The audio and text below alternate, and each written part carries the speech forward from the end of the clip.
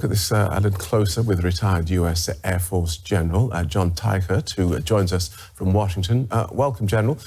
Ukraine never comments on these drone attacks on Moscow, but if we presume that Kyiv is behind them, as Russia says, what might their strategy be?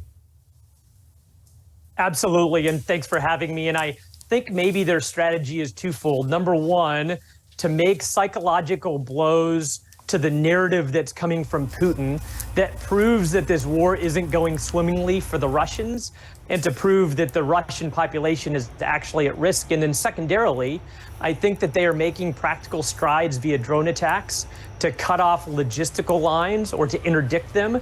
And just a couple of days ago, an attack on a Russian airfield allowed them to destroy one strategic bomber and to damage four. And I think the combination of moral and practical effects of these drone strikes is having a good effect, according to Ukrainian strategy. And psychological blows rather than trying to actually destroy the Kremlin? I think that if they could, they would make those attacks as potent as possible and make real strategic gains there. But I think, at least for now, based on the size and the distance and the payload of these drones, a couple of sporadic attacks throughout Moscow keeps Putin witting and the population of Russia witting, again, that things aren't going exactly their way during the last 18 months. Germany's foreign minister has said that if these are Ukrainian drone attacks, then they are legal under international law. What's your assessment? So let me start by where the real war crimes are taking place here, and that's via Putin. And you think about the daily strikes on population centers in Ukraine and even cultural sites, and you add to that the kidnapping of Ukrainian children and the destruction of a dam that yielded humanitarian, ecological, and environmental crises, and then the cutoff of food supplies that may ultimately starve 20 million people.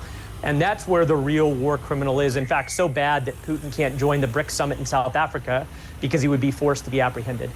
Now, with respect to the Ukrainians, we have the right to make sure that they are following international law. And as long as they are not intentionally targeting civilians, or as long as they are targeting military sites without unnecessary collateral damage, then they are following international law. Right. And we've seen drone strikes from both sides increase over recent months. Is this as simple as because they are cheaper, a cheaper form of warfare? I think it's a combination of it's less risky to personnel and it's less expensive, and these drones are extremely capable. The United States, as an example, and our NATO partners have been using drones to good effect, not just for intelligence, surveillance, and reconnaissance, but for their strike capability now for a couple of decades. And I think that as those drones get less expensive and smaller, then they can have very good effect. And I think both the Russian side and the Ukrainian side realizes that. Good talking to you. Thank you for that, General. Retired US Air Force General John Teichert. Thank you, sir.